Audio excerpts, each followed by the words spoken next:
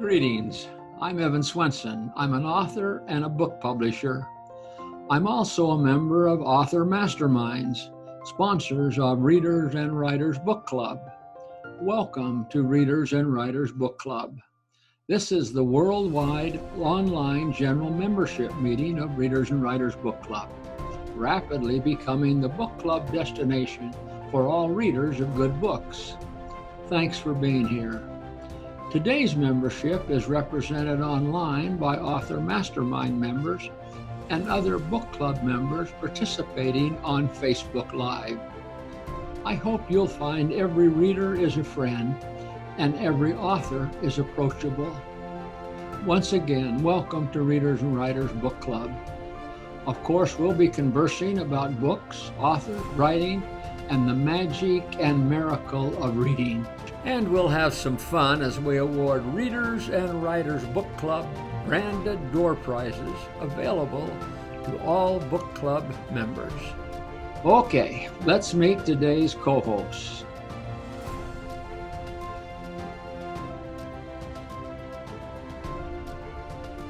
Well, I guess we're going to have to meet them. I see them in costume, and I'm not sure I know who they all are. Oh, well, this is going to be fun today.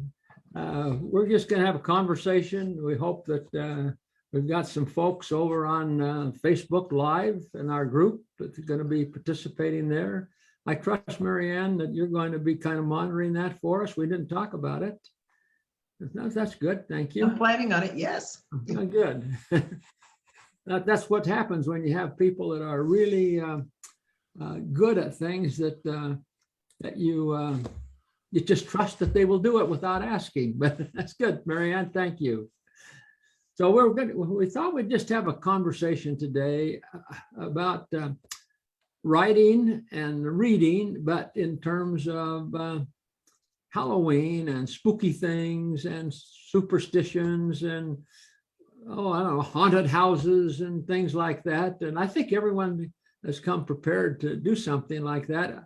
Kind of what stimulated the thing to start with was a few meetings ago with Author Masterminds, while the subject of Halloween came up, and so I was prompted to tell a little story about the people who went to the haunted house, and they was able to take their picture with a ghost, but when they got home, the ghost wasn't in the picture, and so they discovered that let's see, I got to get it right. The spirit was willing, but the flesh was weak. So well, let's just start here. I know that we've got several Author Mastermind members here prepared to talk about spooky things. So let's just start. Who would like to just jump right in and get the conversation started, and then we'll go from there.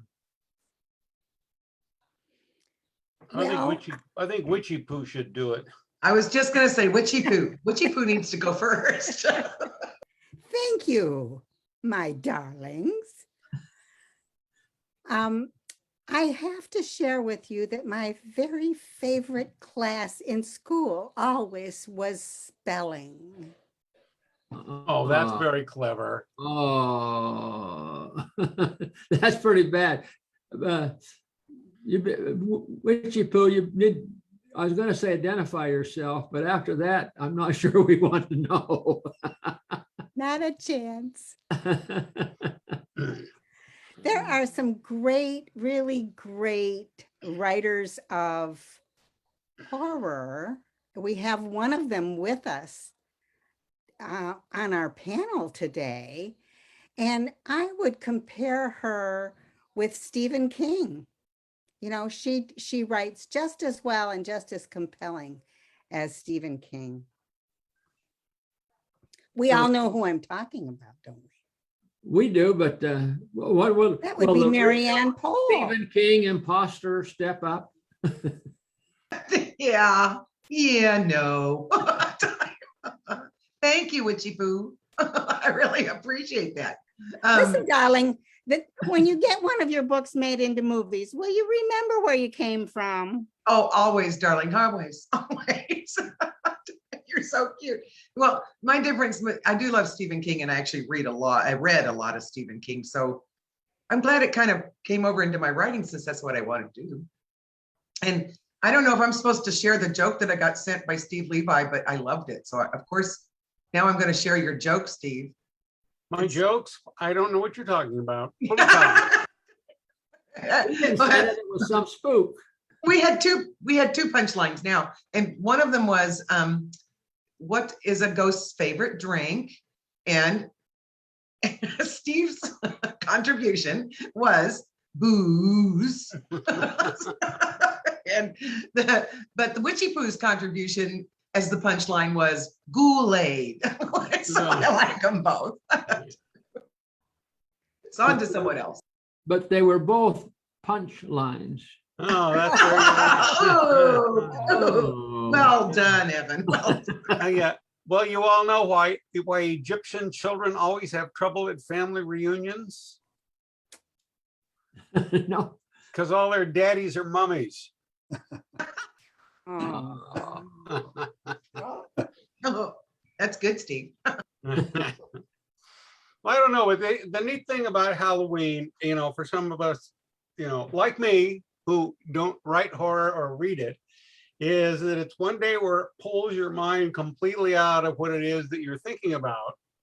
And wherever you go, there are all kinds of people dressed like witches and goblins. There's Witchy Poo here. And, people tell me all kinds of jokes, and Halloween time, they actually look them up. Usually people look at me and just say, oh, I had a joke, but that was 3 weeks ago and I haven't seen you in 3 weeks, so I forgot the joke. But when it comes to Halloween, everybody remembers the Halloween jokes, not so much Christmas or Thanksgiving jokes, but Halloween jokes, everybody loves them. And as a writer, what it does for me, it pulls my mind out. And about last Halloween, I decided to do something with tombstones as an impossible crime. And I wrote an impossible crime that had a tombstone in it. And that's the only time that I've ever looked at Marianne and said, thank you, Marianne, for pulling my mind into the ditch. Oh, that's bad. Into the ditch, seriously. Hey, maybe it's a very nice ditch. Oh. Oh. On a serious note, graveyards or cemeteries are amazing places where our history, we can get so much history. Prior to COVID, I used to help with tours of our cemetery in Traverse City, and boy, so much history is right there. Yeah, well, do you know what the people, if you ask them at the cemetery what they had for dinner, do you know what they'd say? No. Nothing. Nothing. It's very good. All right. Oh, that was bad. Okay, let's move on. That was really bad. But everyone's dying to get in, I had when you come to a cemetery, do you know how many people live there? None. None of them. Very good. One guy, but he's usually really weird. You know that people still frequent cemeteries. They're just dying to get in. Yeah. You're just dying to get in. That's very good. I remember. Okay, well, I'd have to tell a personal story. Almost 20 years ago, my wife passed away, and had an occasion to meet some people, and I called up one lady and asked her if she was superstitious. And she said, no, not really. Why? And I said, well, would you go out with me on Friday the 13th? Mm-hmm. And she said, yeah, I would. Well, that was Lois. And so we're married almost 19 years now. But the question then comes up to you authors that do all kinds of history and that, why is Friday the 13th considered unlucky? Because they killed a bunch of people. They killed the, in France, that's when they killed all of the Templars on Friday the 13th, rounded them up and killed them because the king didn't want to pay back his money. That was the Knights Templars. Yeah, the Knights Templar, right. And the leader, and I forget his name now, was kept in the French king's prison for 2 full years and tortured every day until they just gave up, decided that he could not be forced to tell where his treasure was hidden, so they burned him at the stake. So that's an awful Halloween story, if ever there was one. Well, Can I tell another one? I found out that it predates that even, Friday the 13th. There's Really? a couple of things that said that Friday the 13th was, the number 13 was considered unlucky for several different reasons. One is that they said that in the Bible, Judas Iscariot was the 13th person to show up at the Last Supper. That was one explanation, and the other was that that back in Roman times they had the numbers 1 through 12 corresponded with the months, and so they were all considered lucky numbers, and so 13 was considered unlucky. And so, you know, I suspect that somebody along the way had something happen, and on Friday the 13th is what you're talking about, and it came forth. But I can tell you that my Friday the 13th with the first date with Lois was not an unlucky date at all. It was very pleasant and it worked out, still working out. So, any other conversation bits? That's a lot more interesting than I thought for the 13th was named for. I thought it only was named that after a guy in a hockey mask.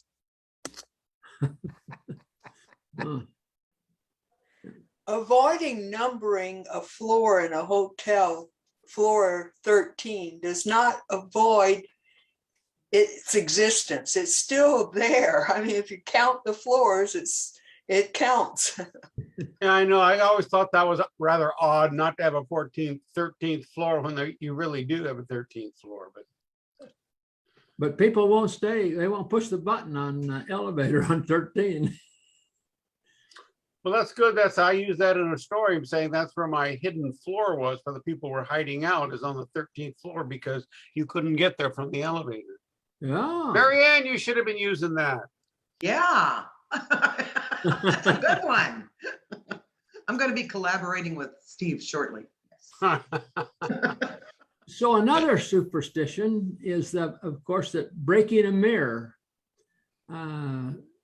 brings 7 years bad luck. Have you heard that? I heard that, but I don't know why. But I don't break mirrors either. I can't afford the bad luck. Well, I think that goes back again to tradition, is that that some people considered that their soul resided in the mirror. And so if they broke the mirror, they had 7 years bad luck because their soul was tied up for 7 years. Now, why 7 years? We don't know that. But there's a lot of superstitions like that. There's one walking under a ladder. Brings back. That's just not a good idea to begin with. Yeah. So what's your favorite, Mary Flint, what's your favorite Halloween story? You're the youngest one here, so let's hear from the youth about Halloween. That some of us have forgot about it. You know, we're so far removed from it. Oh boy. I wasn't always very much of a Halloween person, but you say that, Mary Flint, you say that, but you have orange shadows on your eyes today. Explain that. I'm not I'm not a spooky Halloween person. I'm as the kids would say, a spooky Halloween person. So I like the cute, spooky stuff, not the scary stuff. I don't like being scared. But I think I'll tell you my favorite Halloween memory I have, and that's growing up. We had this big trunk full of costumes that my mom had handmade. So every year we got to choose one of the costumes from the costume trunk to dress up in. And that was always like the biggest part of Halloween for me. Even more than like the candy per se, was that we got to get out the costume trunk and pick a costume. So I still like dressing up to this day. So. That is part of Halloween. It's fun, isn't it, Mary? Yeah, I like Talking it. about costumes, I have kind of a funny story to tell. One year, my daughter was home from college. One of my daughters was home from college, and she got a hold of a gorilla suit. And from our front door, there's a walk that goes to a side door to our garage. And so she would hide in the garage, and my husband would give out candy, and then he would say to the people, "Oh, by the way, would you shut the garage door for me, please?" And they would say, "Sure." And they'd reach to shut the garage door, and the gorilla would come out after him. So lots of screaming and running and so on. And so our neighbor from down across the street down on the lake came up, and she said, "Dave Winans, I heard that you're up here scaring people, and I'm just going to tell you right now, you better not try anything with me." He said, "Well, Mrs. Taylor, I would never do that to you. Would you mind closing that door for me, please?" She still talks to us. What reaction did she have? She screamed, and I think she called Dave a bad name. As I remember. Well, I've got a true Halloween story for you. This happened to me about I don't know, 4 or 5 years ago. We're sitting here passing out candy on Halloween nights, and it gets to be about 8:30. My wife and I want to go to bed. We don't want to deprive the kids of their candy. So we did is we put the candy out on the front porch, left the front porch light on, and we went around. My wife went upstairs, and I went around and was turning off all the lights on the first floor. Usually we leave a light on, in the kitchen. So I walk into the kitchen and I turn off the lights. Now, everything that I'm telling you now, all right, happened in a split second, okay? So I turn off the light and I look at the back window of our house, and we don't have a neighbor. We have kind of a game reserve out there. So it's just completely dark. So I'm looking out there, the light has just been flicked off, and I see this flat object with looks like Cyrillic lights on it. And it seems to be hovering out there over the game reserve. And I'm looking at it, and the first thing I think of, it's a flying saucer. The second thing I think about is it can't be a flying saucer because there are no flying saucers. And the third thing I think about, if it is a flying saucer, no one in the world is going to believe me, okay? And as I'm looking at it, I'm looking at these Cyrillic, look like Cyrillic letters on it. They're changing shape. And I suddenly realized what I'm looking at is the reflection of the clock in the microwave on the window. So I go running upstairs and I tell my wife, "Hey, want to come down?" And I saw this flying saucer hovering over the lawn. And she says, No. You probably just saw the reflection of the clock in the microwave. Just ruin the only story in my life that I've got that's funny, That's my Halloween story. That's a good one, Steve. I like it. Well, Lois, she likes Halloween. We were asked yesterday by a new neighbor if there was the kids would be coming by in our neighborhood for trick or treat this Halloween, and Lois assured her that she'd better be prepared. And she said that I thought, no, it was the last year, but I think the year before last, that there were 70 children came to our house, and and Lois answered the door and was greeting each one of them. She just had the best time passing out that candy. And about 9:30, after everybody else had quit, why the doorbell rang, and here was 3 teenagers, older teenagers, that, not in costume, of course, but they had the bag and trick or treat. And Lois took the bucket that she keeps everything in, and she just tipped it upside down in her bag and said, that's you've got it all. So she cleaned it all out, and we'd had no trick or treat candy left over that year. So that was the part that I missed. Okay, so we need everyone's story here. We don't get very many trick-or-treaters where I live now, but when I lived in Alaska, we got, our neighborhood was very busy. So we always had this big, huge roaster pan full of Halloween candy. But when everything started to slow down, there would be one lucky person who rang the doorbell when we were just ready to be done for the night. And they'd get whatever was left in the roaster pan just dumped into their bag. So it was always fun to see their eyes widen. One year we had this little girl show up on the front porch. She's all by herself. I think she had a parent with her or something. I was trick or treat. My mom goes, "You're the lucky one tonight." She dumps the rest of the roaster pan. She goes, "You're welcome, parents." That's good. Well, let's ask each one of these Author Mastermind members about their writing as far as superstition and haunted stuff and Halloween kind of ghosts and ghouls and things like that. In your writing, do you ever consider superstitions? And as Steve mentioned, the 13th floor. What about other superstitions? What are some of them the superstitions that you're familiar with? Like you don't hold your breath when you pass a cemetery, or you never rock an empty chair, or have a black cat walk in front of you, or that whistling attracts a tragedy. Have you ever heard of those kind of things? My mother used to say that singing at the dinner table would bring bad luck or summon evil spirits or something like that.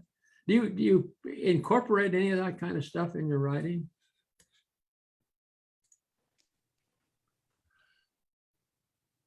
Well, I don't because I'm blocked in the real world. Then there's Mary Flint and Marianne, and Sil and all these other people that just, anytime I even their short stories, they pull me off into this, not even a different dimension, it's in a different zone. Man, it is completely out there. And especially because they're doing the book reviews, you got to read portions of the book to be able to get going on it. And you do and go, boy, I could never have come up with that at all. I couldn't, I'm just too rooted in the real world.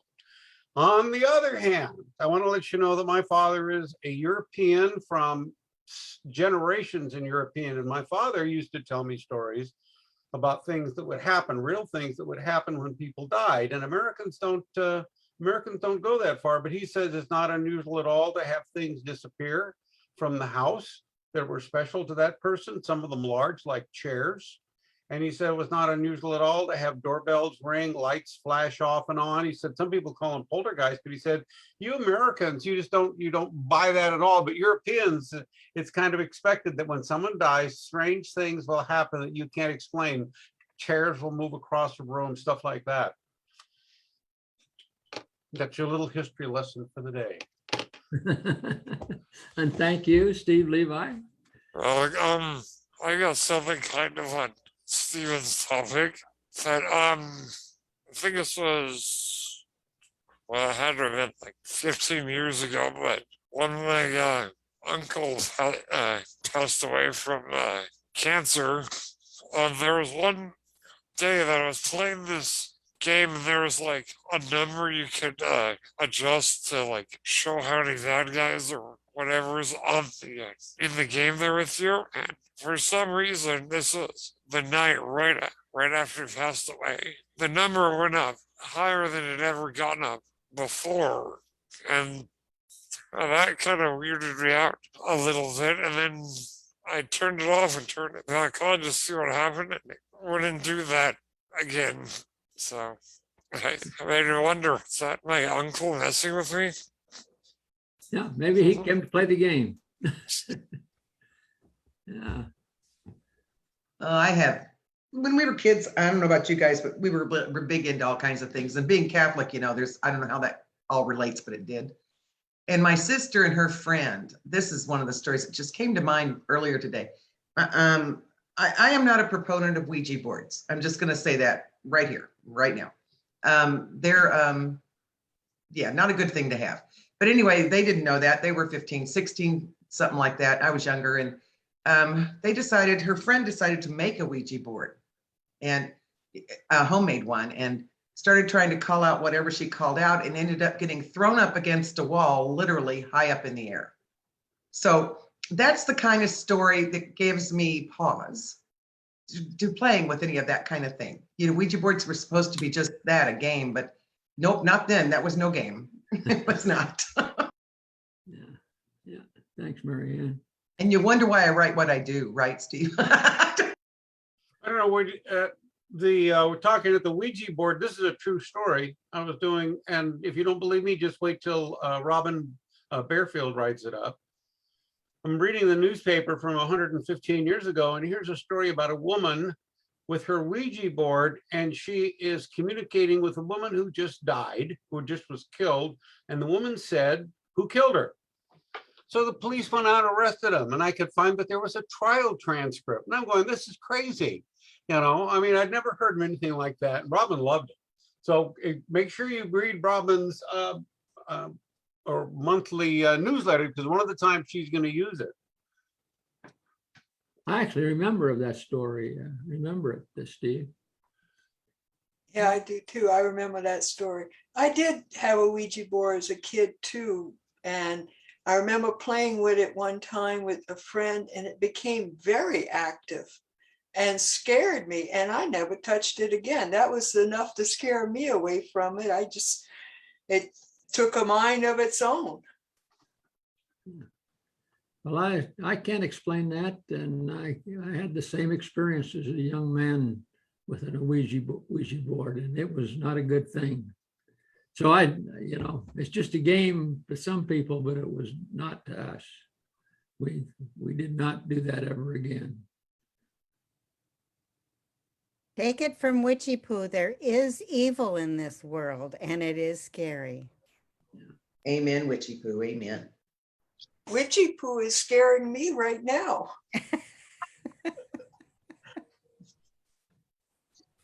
So Victoria, we welcome you. We know that you're not able to actually show us today. You're kind of ghosting in the background. Oh yeah, well, I look like I have my Halloween costume on from a slasher movie. We're glad you're here. You got any horror stories? I think the biggest concern we have sometimes is just keeping the horses quiet over Thanksgiving because of the trooping around, you know. Thanksgiving or Halloween? Or Halloween. Not so much where we are now. We're so far out in the sticks that nobody comes trooping to our door. What they do here is we have a very little town. It's 1 block long. And the kids go to town, and every store in town has candy at every register. So the kids trick or treat in the stores, and then they have trunk or treat outside. So a lot of the parents that would answer the door and give candy to the kids have it all in their trunk. So the kids just walk up with their little bags, and they're just adorable. They're so fun to watch. And they just go from trunk to trunk to trunk. But in the past, when we lived in Riverside, we were just concerned about kids climbing over fences and irritating the horses. So we kept the dogs out and let them kind of patrol the yard.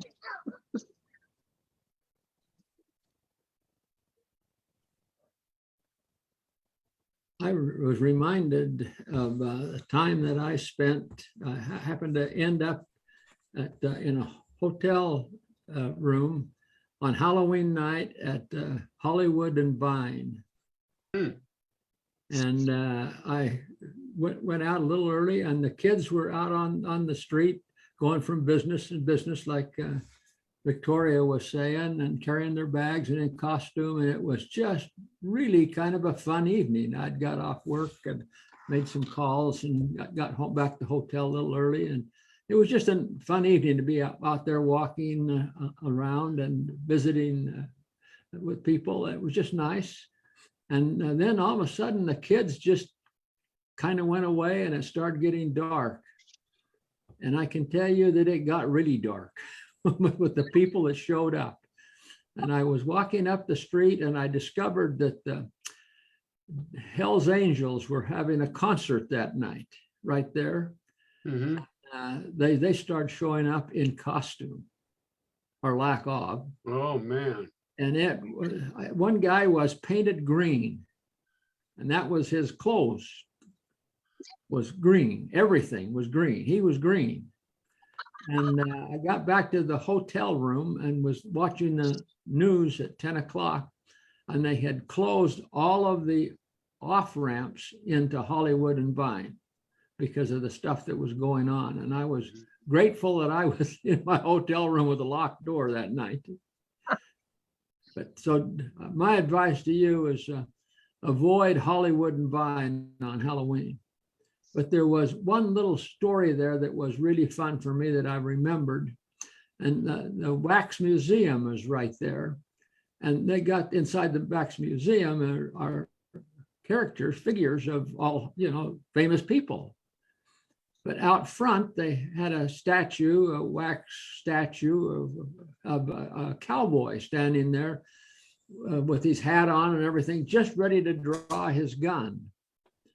And these two young women come up and was talking and visiting, and they came up to him and they kind of stopped their conversation in front of him and was looking at the statue and still talking, but slowing down. And all of a sudden, the statue just drew his gun and jumped right in front of him. And these two women, young women, screamed, hollered, run down the street, and they were scared to death about this guy. And then he went right back into that pose and never flinched, never blinked. And then he would stay there. I stood there and watched him for a half hour or so, and he did it over and over again. And I don't know how he could be that still for that long, not blink, and you thought he was part of the Wax Museum. Has anyone been to the Wax Museum in Hollywood? I've been to wax museums, but not in Hollywood. Yeah. What they do is they had a guy, talking about that, they had a guy, there's a prankster that dresses up like a dinosaur. And he just kind of, it's like he goes like down by the beach, he'll go sit down by the beach and he'll just sit there like he's a statue. And then somebody will go by and he will just spring to life and people will just go crazy because now they don't even think about a dinosaur not being around anymore. This, my God, there's a dinosaur there. Well, I've heard of people who will sit in a rocking chair on Halloween night dressed up like a skeleton or some other Halloween character. And then when I ran into one of those people that there's one Halloween when I was just a kid, whatever, that we were trick-or-treating in a house. And there was a guy sitting on the lawn, whatever, the scarecrow. Well, we thought it was a person. And so walking by and he moved. And we all lost it for a second. Scared us so bad because we were just not expecting that thing to move. Yeah, it would be, it would be fun. I used to work with a guy that his wife was a special effects makeup artist for one of the studios. So we we all took bets before Halloween as to what he'd come in looking like. He'd get up at 3 a.m, so would she. And she'd start working on him, and good God, the costumes he showed up in. It was enough to terrify everybody on the freeway. I can imagine what those people thought as he's driving into work. I know what we thought when he got there.